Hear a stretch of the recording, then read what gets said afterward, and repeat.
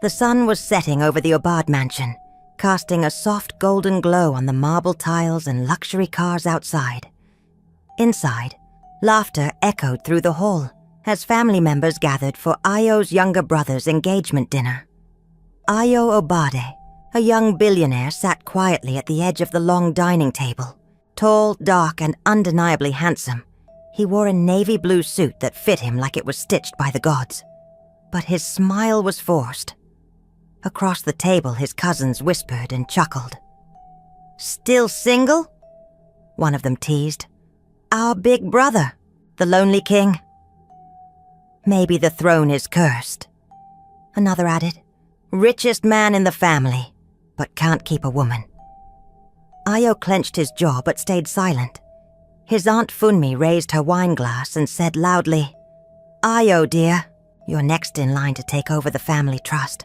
But you know the rules. No wife, no inheritance. Maybe you should bring a fiancé to Bola's wedding next month. Or the board might give your share to someone more ready." Everyone laughed. Ayo stood up slowly. "Excuse me," he said with a tight smile. "I need some air." Outside, the air was cooler. He walked to his car and drove without thinking.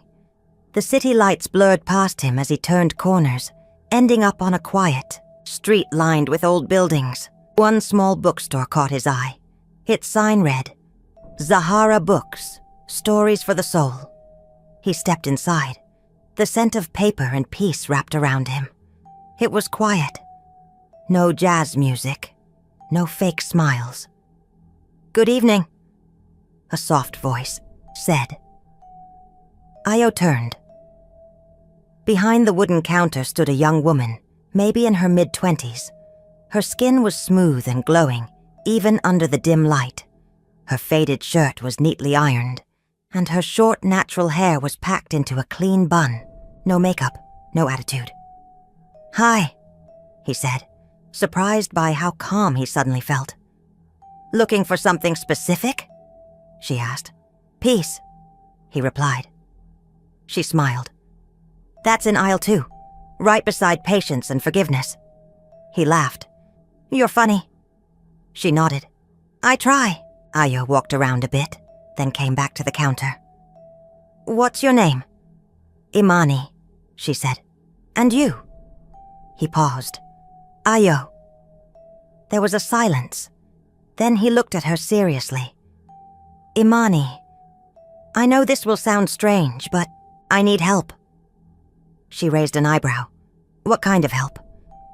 "I need someone to pretend to be my fiancé, just for 1 month. Attend a family wedding, look convincing. I'll pay you well." Imani blinked. "You want me to lie?" "Just pretend," he said quickly. "No real relationship, just appearances." She studied his face. He looked desperate, tired, but also kind. "I don't do things like that," she said slowly. "I understand," Ayo replied, standing up. "Thank you for your time." He turned to leave. "Wait," Imani said softly. "Let me think about it." Ayo turned around, surprised, and for the first time in weeks, a real smile touched his lips. 3 days passed before Imani gave her answer. She stood behind the counter of Zahara Books, watching Ayo flip through a magazine. "I'll do it," she said calmly. Ayo looked up. "You will?" She nodded. "But no payment. Not yet." His eyebrows lifted. "Why not?" "I don't sell myself," she replied. "If I'm going to pretend to be someone I'm not, let me at least do it with a clean heart. If I regret it later, I won't owe you anything." Ayo was quiet for a moment, then smiled. Fair enough. The next day, he picked her up in a black SUV. They drove to a private boutique on the island. Inside were silk gowns, glittering heels, and rows of perfume bottles that smelled like money. "Why are we here?" Imani asked. "You can't meet my family in bookstore clothes," Ayo replied. but these are too expensive." He chuckled. "So am I. Come on." The boutique manager brought out dresses one after another. Imani picked the simplest one, a long emerald green gown that hugged her gently. Her natural hair was styled into a soft bun, and a gold chain rested just above her collarbone. When she stepped out of the fitting room, Ayo stared. "You look..." He cleared his throat. "Perfect." Imani smiled shyly. "You don't look so bad yourself." That weekend, Ayo's entire family gathered at the Obade mansion for Bola's engagement party. The lawn sparkled with lights, music played, and servants moved around carrying trays of food. Heads turned when Ayo walked in, with Imani on his arm. "Who is she?" Someone whispered. "She's beautiful," another added. But not everyone was happy.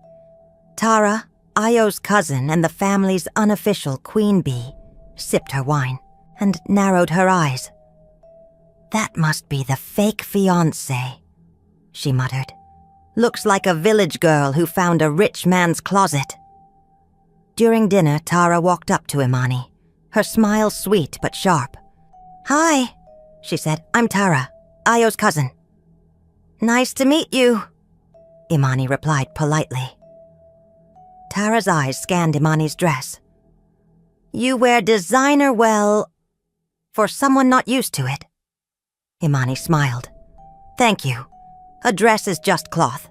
What matters is who's wearing it." Tara blinked. "That's deep."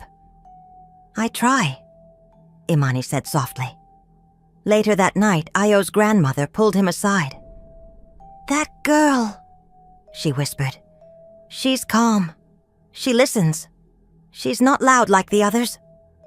Ayo looked at Imani, across the room. She was helping an elderly uncle adjust his cane.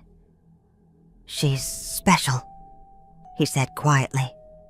His grandmother nodded. "Don't let the others spoil this one." As the party ended, Tara watched Imani from a distance, her jaw tight. "She's playing a game," she hissed, "but she won't win." But Ayo didn't care, because for the first time in years, he felt peace standing next to someone. "And Imani?" She smiled that night, wondering why her heart was beating a little too fast. Ayo didn't know when it started happening. Maybe it was the way Imani laughed, softly, like she didn't want to disturb the world. Maybe it was how she never spoke unless it mattered. Or maybe it was how she never tried to impress anyone. He had brought her into his life as a performance, but now the lines were getting blurry. One Friday night they sat on the balcony of his penthouse, sharing suya and cold drinks. "You don't eat like a billionaire," Imani teased. "And you don't act like someone pretending," Ayo replied. She looked at him. "Maybe we're both just tired of being someone we're not." They laughed, but deep down, something shifted. The next week, Ayo canceled 2 board meetings just to spend time with her. They watched old movies, went to street food stalls at night, and even danced in the kitchen once when a slow song played on the radio. Imani felt something too, every time he looked at her with those kind eyes. But every time her heart softened, she reminded herself, "This is not real. Don't fall for what you're supposed to be faking." Still, she smiled a little too much around him. And Ayo. He had stopped calling her a fake fiancé in his head. Now she was just Imani. But not everyone was smiling.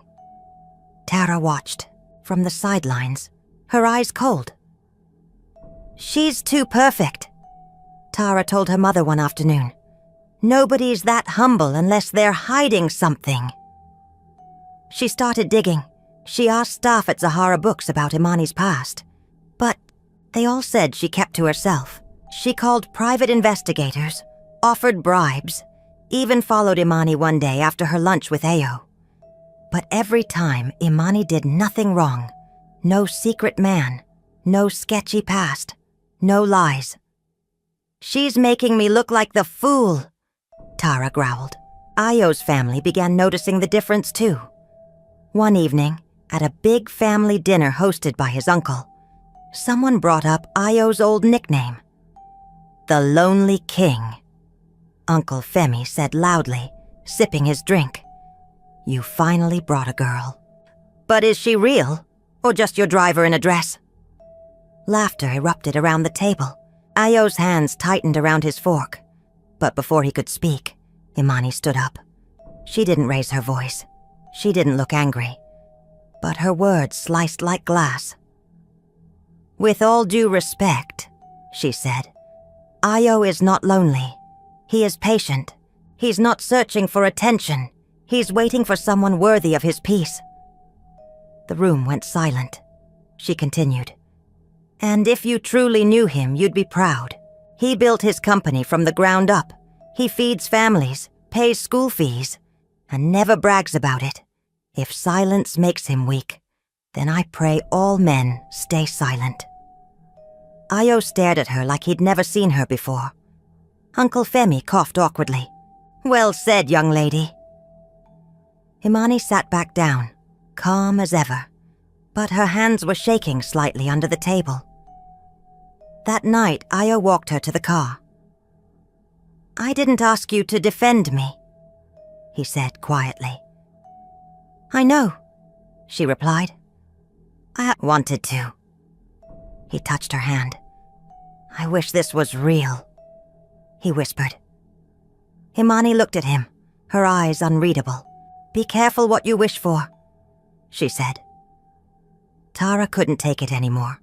Imani was everywhere, smiling beside Ayo, sitting next to the elders, getting praise from Grandma. And worst of all, Ayo was falling for her hard. "She's not normal," Tara muttered. "She's hiding something. I know it." That evening, Tara called a private investigator. "I want everything on her," she said. "Where she's from, who she's related to, and how a poor bookstore girl speaks, like a diplomat." 3 days later, the report landed on her phone, and it nearly made her choke on her wine. Imani Adewale, daughter of the late billionaire chief Samson Adewale, former owner of Adewale Oil and Logistics. Net worth before death? Over $900 million. Tara's hand trembled as she read the next line. After Chief Adewale's sudden death in a plane crash, there was a family war over his fortune. His only daughter, Imani, disappeared. Some said she went abroad. Others said she vanished to avoid being harmed by her father's enemies. But the truth, she had hidden in plain sight, changed her appearance, sold her car, left the mansion, and worked in a bookstore. Tara's mouth twisted into a bitter smile. "So the princess came to play poor girl," she whispered. "Let's see how she explains this." That weekend, Ayo's family held a large party, the final celebration, before Ayo's inheritance ceremony. If all went well, he would officially be handed control of the family empire. The garden was glowing. Fairy lights sparkled. Waiters moved around with drinks. Ayo stood with Imani, both of them laughing softly.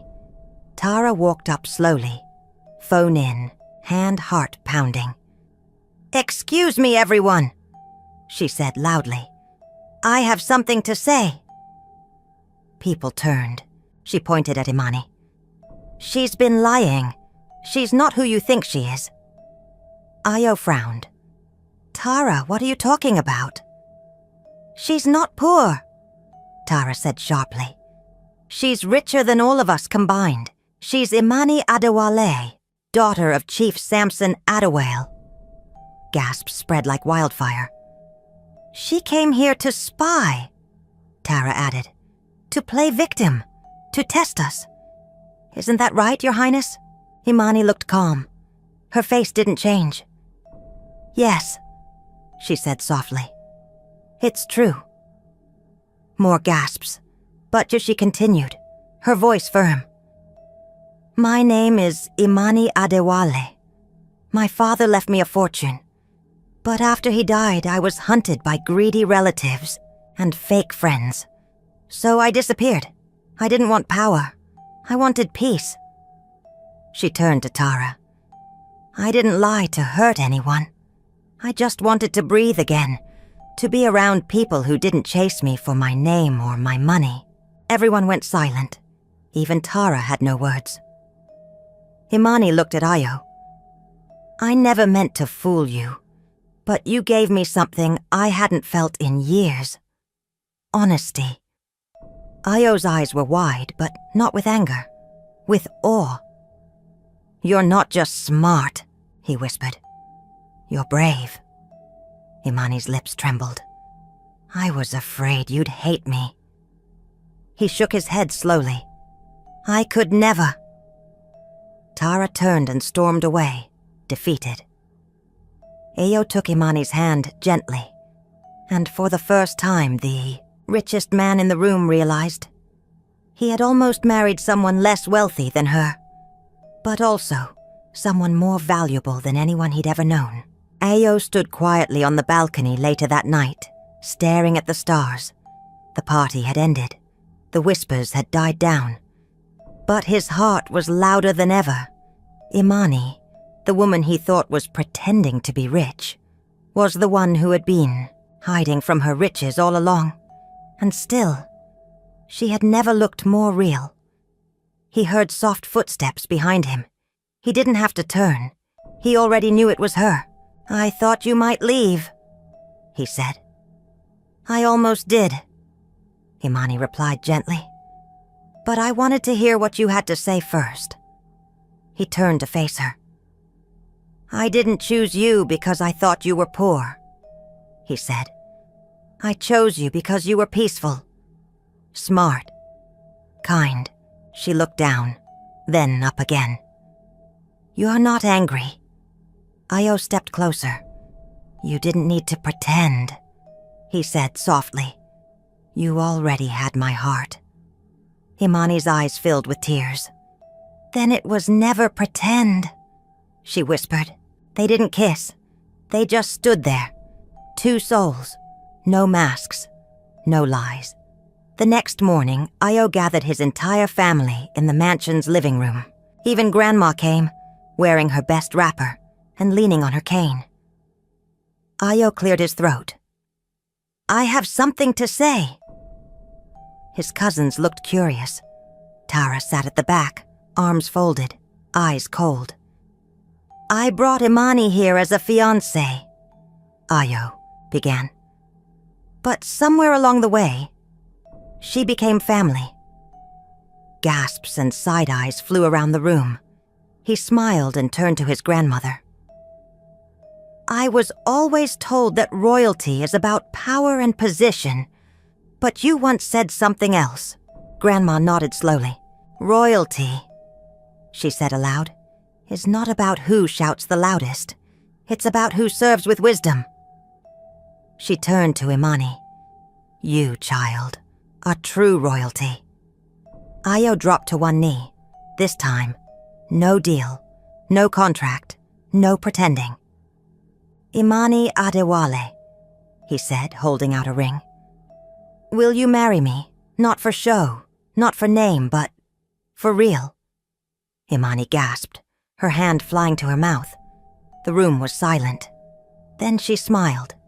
Yes, she said, her voice shaking. 1,000,000 times yes.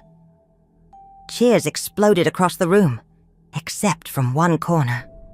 Tara sat frozen, her mouth tight, her eyes burning with disbelief. But nobody looked at her, because the story wasn't hers anymore. 1 month later, the wedding was the biggest the country had seen in years. Newspapers called it the wedding of 2 billionaire hearts. Ayo wore a custom-made navy shawani lined with gold. Imani wore a breathtaking ivory gown with pearls from her mother's old jewelry sewn along the sleeves. Guests filled the palace gardens. Celebrities, politicians, kings from nearby villages all came to witness it. And in the very last row, Tara sat quietly, alone, no smile, no makeup, just silence. As Io and Imani exchanged vows, she lowered her eyes, defeated by the same girl she once called a nobody. The priest looked out at the crowd and said, "This is not just a wedding, it's a lesson. In a world full of fake love and loud pride, two quiet hearts found truth, and they didn't need to show off to shine." And just like that, the lonely king was lonely no more. Besties, what would you have done if you were in Imani's shoes? Type royalty in the comments if you felt her strength and loved this story. And don't forget to like, share, and subscribe for more powerful twists like this.